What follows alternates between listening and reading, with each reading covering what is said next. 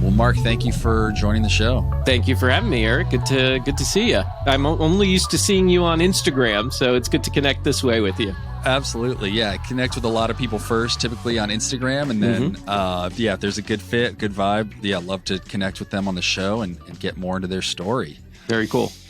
So speaking of story, tell the good people, tell the audience how you got started in audio and specifically podcasting and just knowing a little bit about you. I guess it's been more or less 16 years. Is that right? Yeah, it has been. It's been a long time. I mean, I got into this because I was a huge talk radio fan growing up, and I used to listen to, names like Howard Stern. And there was also this local team that I was really fascinated with their popularity, and they ended up going nationwide as well. And my buddy and I used to call them in the mornings before high school. We would get on a conference call and call into the radio show. And our mission was always to just try to make them laugh. And they had, at 16 years old, we had done it enough, and I guess done a good enough job that they had invited us to come do an hour of their show. So we drove to the radio station the next morning. They left the studio and left us with their producer and just gave us an hour of their radio show to do. So I really got the bug at that point, I think, and really followed radio and TV for to this day. And I went to college for mass communication with an emphasis on broadcasting. And I ended up not really doing anything with that for a long time. I went more the business route. I did sales in radio and I had my own businesses as well in the promotional products industry. So I really wasn't diving in to what I really was passionate about from early on. And it wasn't until I got into fantasy football that podcasting came into my life, because I was a big fantasy football player, I guess, for lack of a better term. And to this day, I am too, just not as much of a fanatic as I was then. And at the time, now remember, like you said, this was 16 years ago. And at the time, there were podcasts and there were fantasy sports related podcasts. However, just not a lot yet. There wasn't a huge variety like there is today. And I kind of felt like, well, these guys are doing this, I can do this too.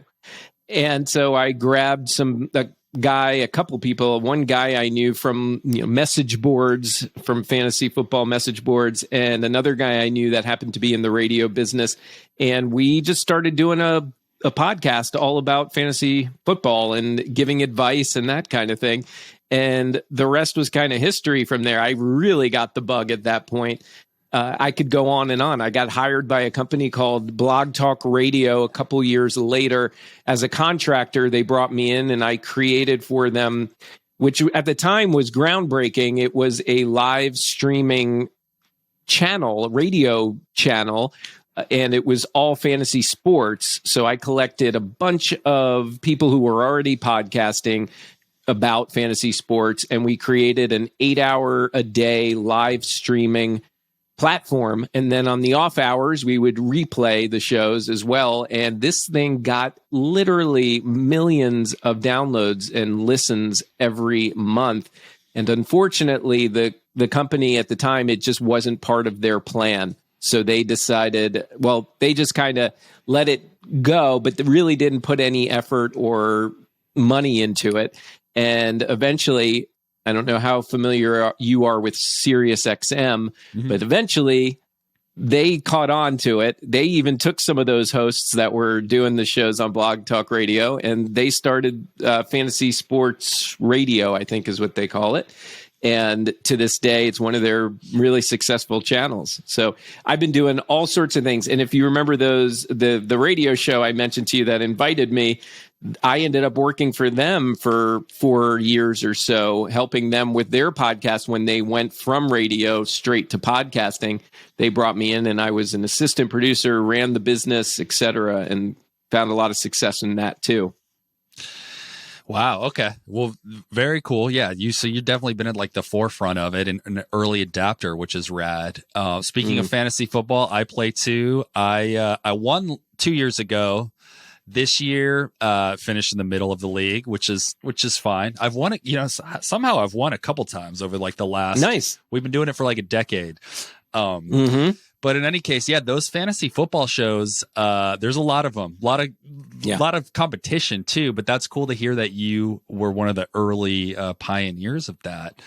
Yeah, I even got an award from at the time it was called the Fantasy Sports Trade Association. I think they've changed their name since, but I even got an award from them because I did a live broadcast from the I forget even what the event was. Doesn't matter. It was a sporting event, and I did all day long streaming radio.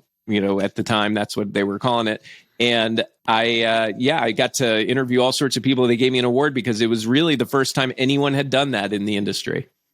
Yeah. Wow. Yeah. That's that's cool. I love that. Yeah. So just how many podcasts have you been a part of since your inception? I'd imagine it's more than one, but do you know how many you've actually not so much like produced or been behind the scenes, but how many have you been on mic for? Yeah, probably. I mean, I would probably say a handful. Okay. I don't, because the one that I did the longest was about a decade long, and that really was my baby. That was the thing that I was really focused on. I had a couple of different fantasy football websites, and I've got a new one coming out here soon. And actually, by the time this airs, it's probably out. So, yeah, I'm probably a handful of them. Cool. Yeah. So that you got your chops up. So now you know exactly what you're doing. And speaking of that, so yeah, you've been a podcaster, you've been involved in talk radio, you've been kind of growing with the industry since it really almost since its inception. And that kind of leads a little bit to what you do now, which is you run a media podcast production company, which we'll get into, but you also like consult and help people start, grow, monetize podcasts. Tell me a little bit about that. Yeah, I do that production. That's actually how I started this particular business, which I started prior to the pandemic, a few months prior. And the whole idea, the objective is that I was going to produce podcasts for people, basically take the heavy lifting away from them so they could focus on content, and I would edit, produce, publish the episodes for them.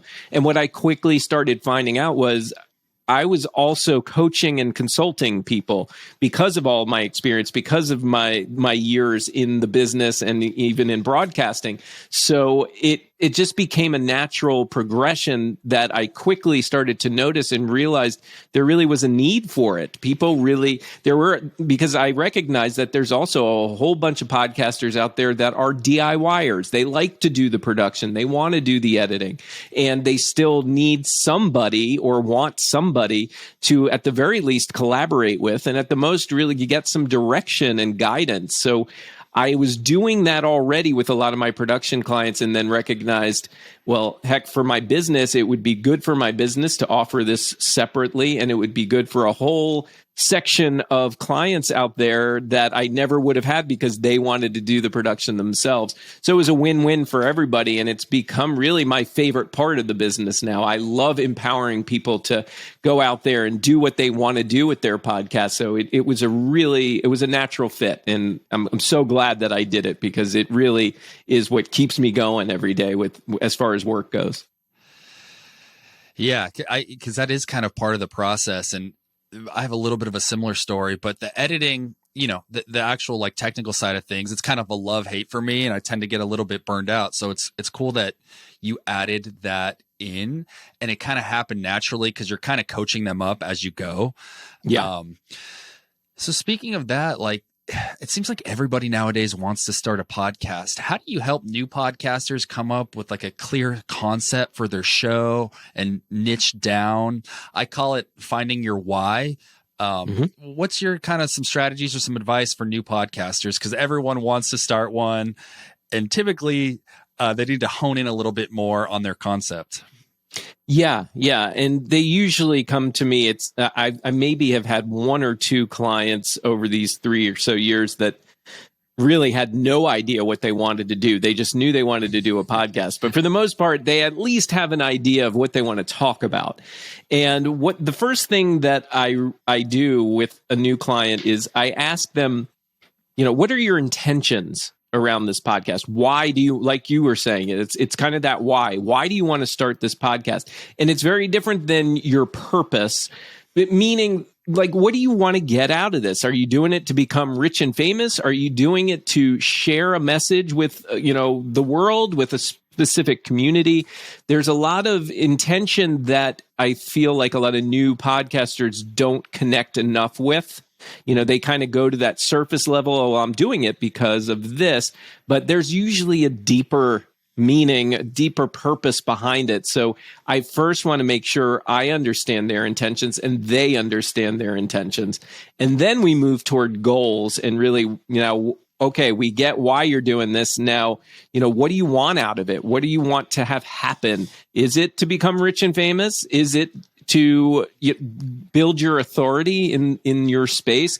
Lots of different reasons that could be. So we do that too. We really set some goals. And then if there's some goals around, I want a certain number of listeners after a certain period of time, those are the types of things that I'm going to work with them on first before we even dig into all the logistics of podcasting. And do you find that new podcasters don't really understand the amount of work that goes into launching a show and then the work that it takes to keep it going?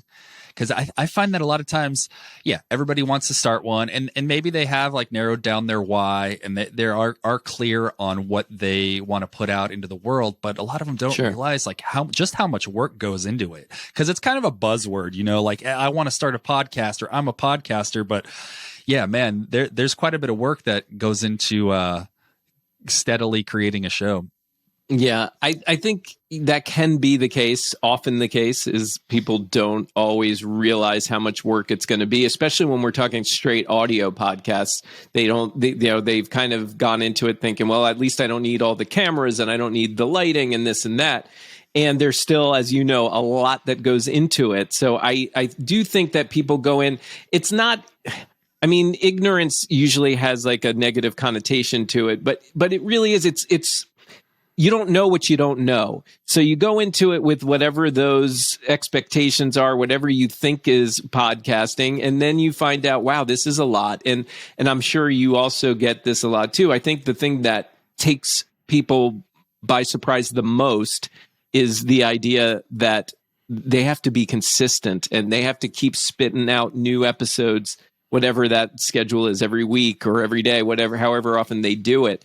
And that, if they aren't prepared for that, that can be a real shock. And I think that's why we see so many podcasts start and then stop pretty quickly.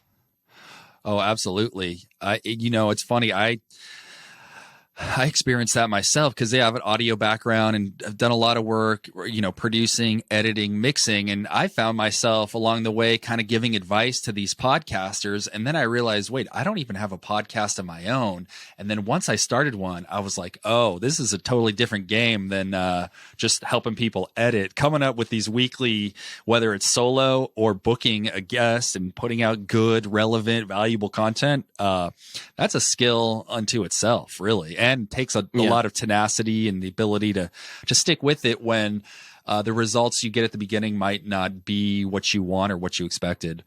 Yeah, I agree with you. And, I think a lot of times, even myself included, I think sometimes when we think we're running out of content, what's really true is that we're holding ourselves back from repurposing some content we've already used or already talked about. We feel like, well, we talked about that on episode 20. It's episode 100 now. We can't talk about that again. But the truth of the matter is you absolutely can, because there are, first of all, you probably have some new perspective. You have some new insight, new stories to tell. That's one. And secondly, you're always getting new listeners. People are always stumbling onto your podcast at the least. And they haven't heard your thoughts and opinions on that. They haven't heard those stories yet. So I always encourage people to embrace the idea of repurposing content and retelling sometimes some of those stories and revisiting some of those topics that are so important for your audience to receive. Yeah, because you get a new perspective, or just a couple new nuggets that someone listening to might be like, wow, like I didn't think of it like that. Or I think they say a lot of times, like for a human to really like grasp the concept of something, they have to hear it like multiple times. So yeah, if you can present it in a way that's a little bit different, it might resonate with them. It's funny. I was talking to our buddy Nick Nalbach. We were talking about the same thing with Instagram. We're like creating reels and snippets. And I was like, what, I've already talked about that. I can't make like another short little video about it. And then we're like, whereas Instagram, it's a little different because the algorithm, but we're like, yeah, the people that saw that 3 months ago probably aren't going to see it today. And if they do, it's a new take on it. And as long as you're honest and genuine and putting out good information, totally nothing wrong with that.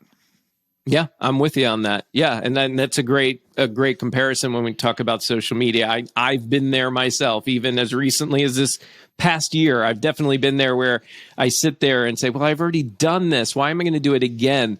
And you just said it perfectly. Those are exactly the reasons why to do it again.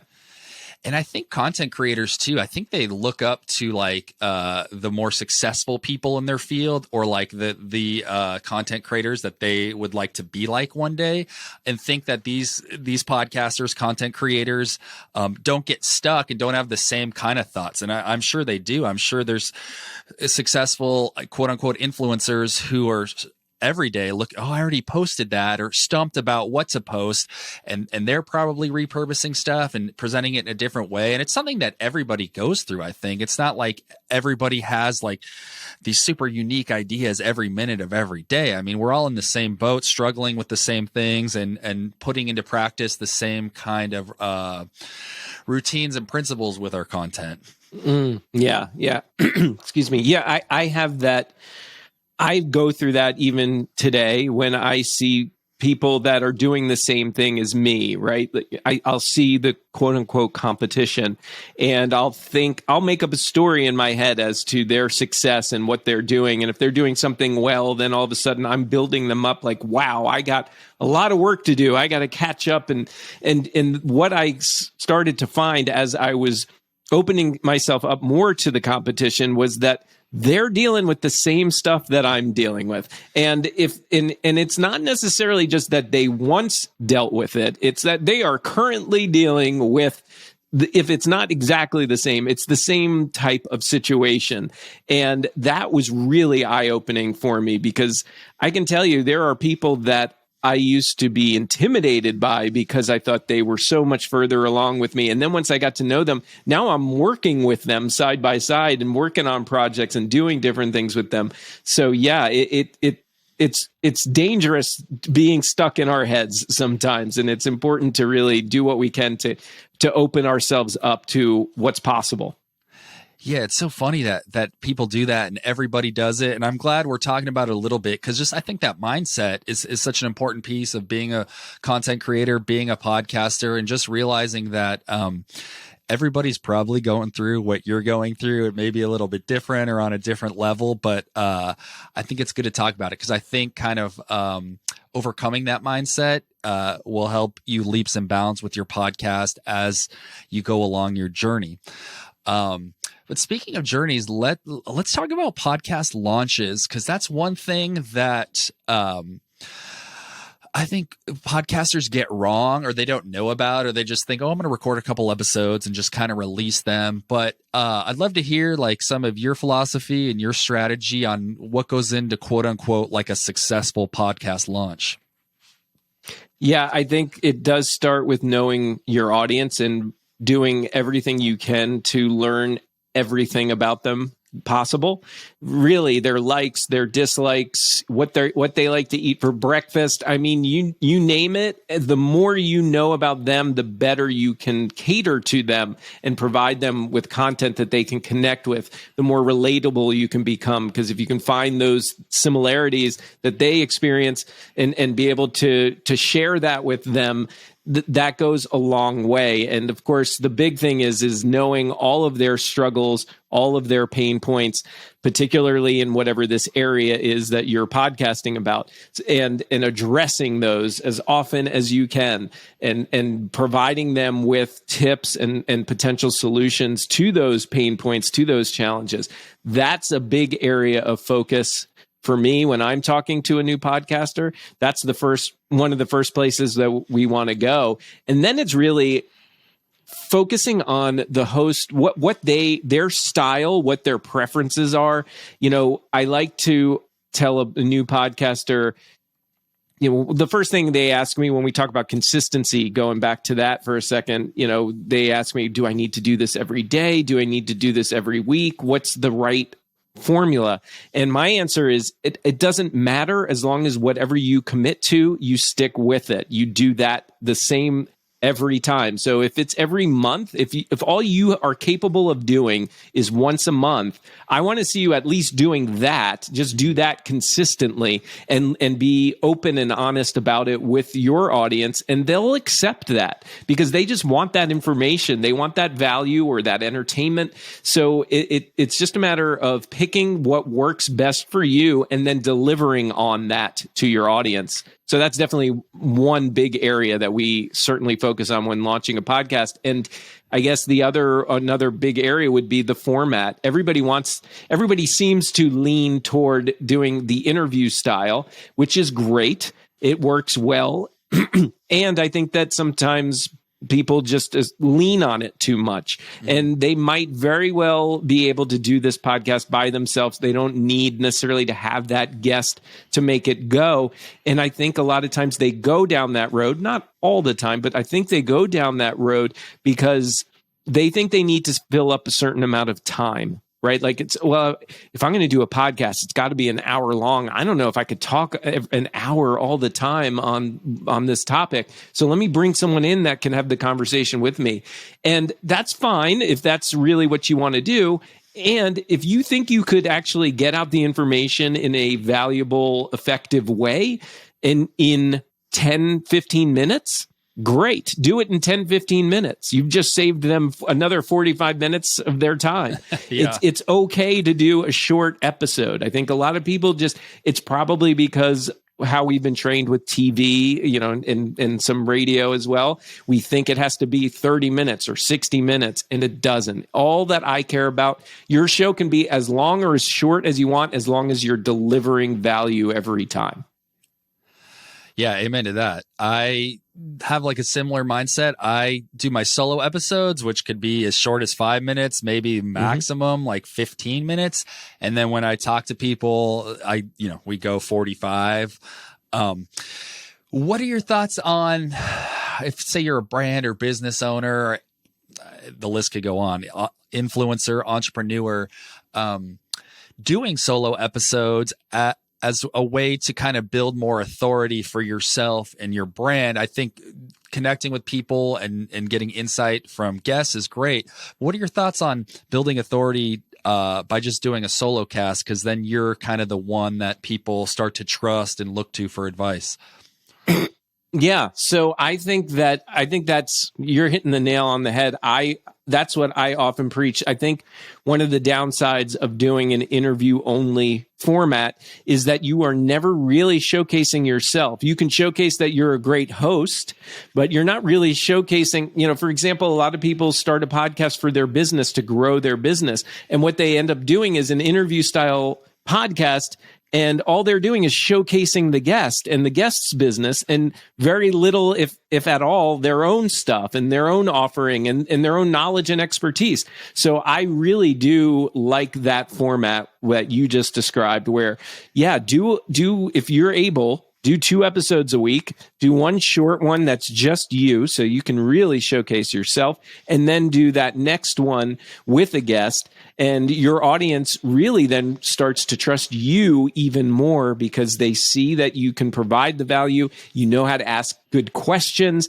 It's just the perfect package for a listener to maybe become a client at some point. Yeah, I think it's a great like lead generation tool to kind of do when you're doing the solo episodes. And it feels like more comfortable to kind of maybe pitch your services and not be overselly, but maybe like pepper them in, do it tastefully to let people know, hey, like I can offer you help with X, Y, and Z, and that's why I'm here. And as long as you do that tastefully, I think a solo episode lends itself more towards that. So any people that are listening, that's something to think about, whether you just want to do an interview show or if you want to kind of go both routes and, position yourself, your brand, your business as like a leader in the space and talk about what services you can provide. Done well, I think that can be beneficial. Mark, let's talk about the Clubhouse room that you run. So Clubhouse blew up obviously during the pandemic. I think that's when it was. Yeah. I signed up, I joined, I sat in on a couple rooms, didn't completely get it. And I haven't been back, but I would love to talk about, what you do on there, and as well as what is that like a valuable platform for a podcaster to be on? Yeah. Thank you for asking. I think so. What I tell people about Clubhouse, or really social audio in general, is that if you're a podcaster, consider Clubhouse or Twitter Spaces, whatever you want, whatever your preference. Consider it your gym of podcasting. It is the place that you can go to practice your craft of speaking and having conversation. I think it's a lost opportunity for people who aren't taking advantage of social audio. And if you're not understanding the lingo here, all it is basically like live streaming podcasting. So instead of those recordings, people are walking in, they're finding that show, although on Clubhouse it's called a room. They find that room that speaks to them and they go in and listen to the live conversation that's happening. It also has a text chat as well. There's a lot of different features like that. But yeah, it's great practice for you as a podcaster. And not to mention, it also happens to be almost like a store for you as a podcaster where you can shop around and maybe find some guests or co-hosts. I've seen podcasts form between two people because they met on Clubhouse and they had a chemistry and they decided to start a podcast. So that to me, I think any podcaster, if they want to just practice and get comfortable before they start the actual podcast, great place to do it. And yeah, I've built a community there. I got involved, I guess I started right after 2020, I think is when I jumped in. I can't remember. Maybe it was during 2020. But regardless, it was early on enough, and I got into it. I was using it mostly. I was involved in a lot of personal development rooms and topics. And I started doing a podcasting room once a week. And then I decided to start doing it every day. I felt like, to me, once a week wasn't enough because I was looking to use it to not just build my authority, but really build a following as well. And I felt like if that's going to happen and I want it to happen quickly, I got to do it every day. So I do it now to this day. It's almost been a year, Monday through Friday, 7 a.m. Eastern. So we do it in the morning. It's called the Podcasting Morning Chat. And we get upwards of around 100 people every day that come through and listen. And we get probably 10% of them coming up on stage and participating, either asking questions about their podcast and they want specific advice, or they just want to add to the conversation of whatever podcasting hot topic we're talking about that day. And we've built a great community within a little less than a year. We've got like 1,500 members now. It's now spilled over into a Facebook group because we want to keep those conversations going throughout the day besides just that 1 hour in the morning.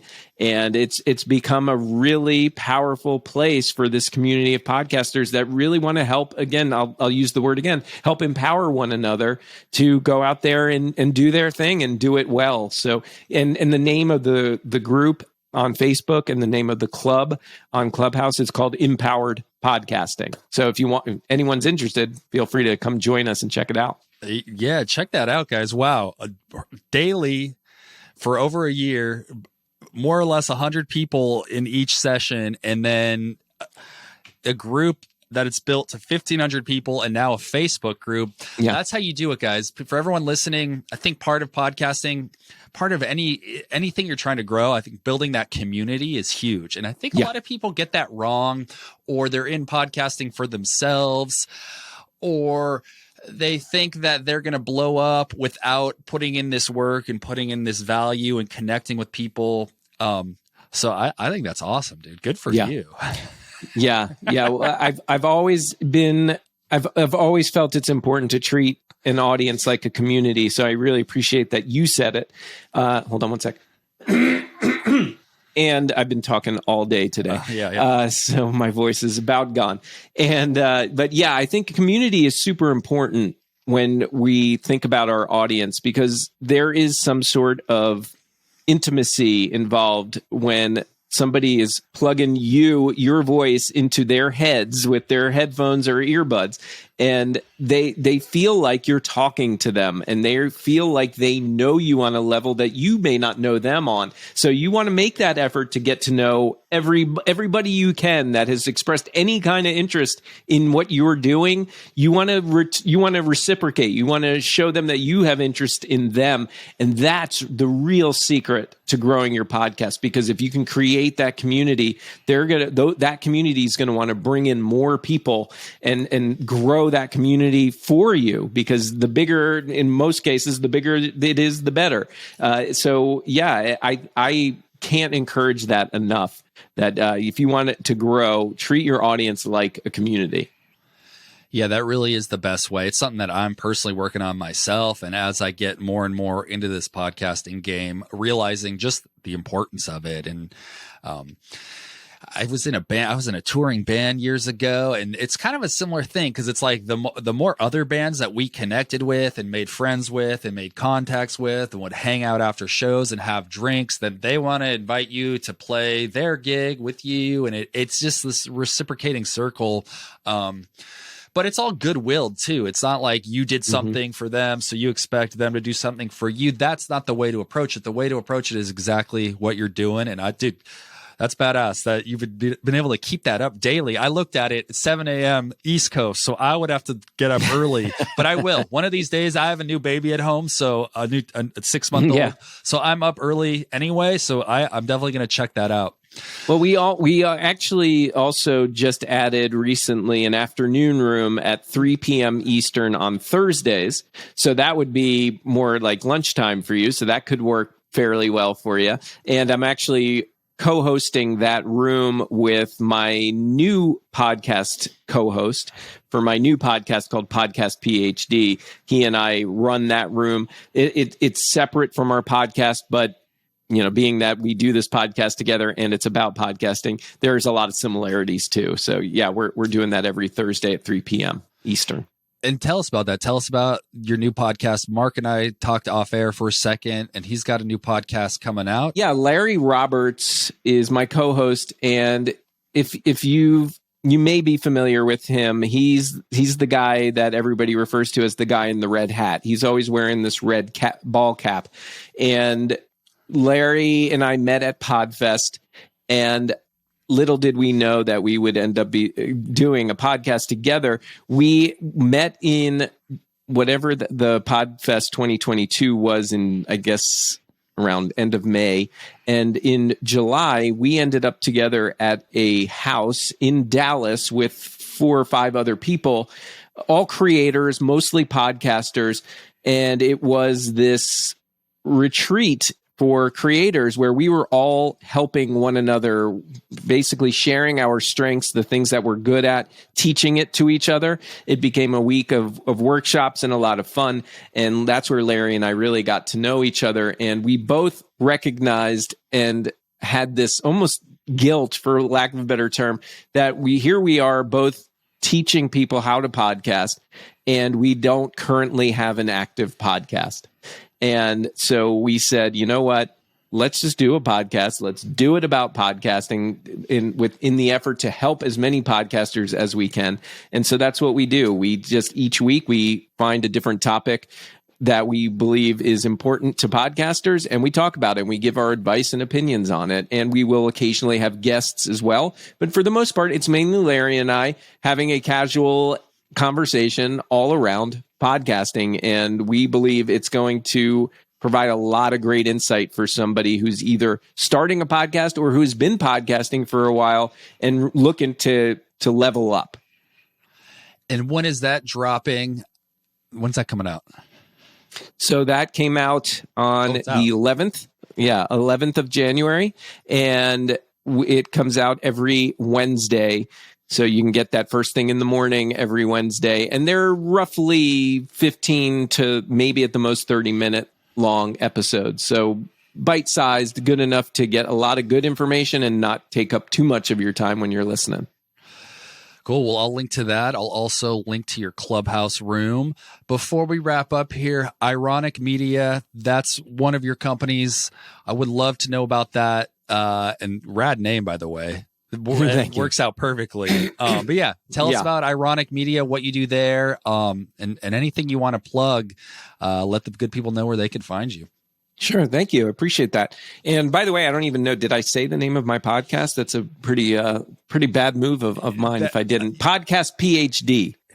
Okay. Yeah, I'll cut that in. Okay, cool. No, you can leave it right now if you want. Okay. I don't care. But yeah, the iRonick Media, and thank you for acknowledging the name. Yeah, it's a play off of my last name, Ronick. And yes, it's clever, and it's probably a terrible move that I made in the sense, like, here I am telling podcasters, when you name your podcast, you want it to be clear, concise, so people know what you do.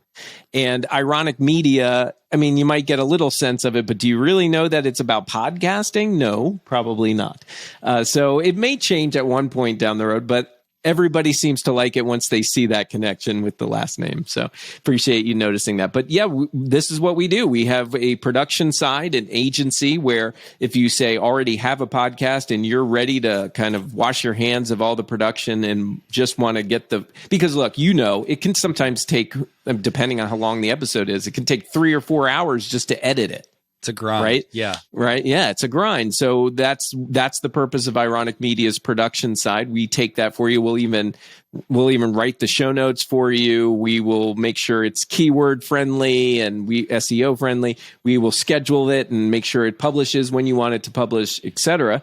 That's that one side. And then, as I told you earlier, then we've added this coaching and consulting side. So if you are the person that wants to just do it all yourself, but needs a partner, needs somebody to show them maybe the things that aren't working well for them and some things that are working well, and maybe throw in some new ideas, some fresh ideas into your content. That's what I do. I mean, I've helped podcasters completely revamp their shows because they didn't feel like it was working anymore.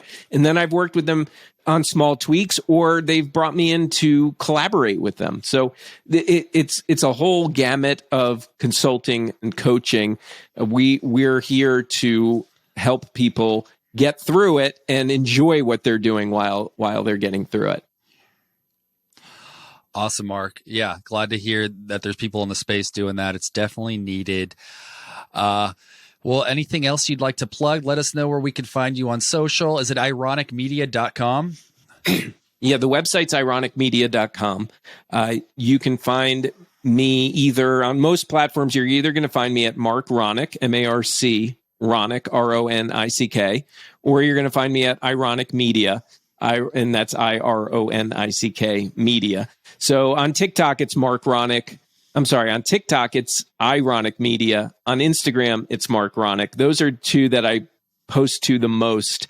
And then if you want to find me on Facebook, you can find me there at either of those names. But more importantly, come find us at Empowered Podcasting, the Facebook group, and we'll connect there as well. Well, thank you, Mark. Everybody check out what Mark's putting out into the world. Good stuff. And thank you for being on the show. Yeah, thank you, Eric. I appreciate it.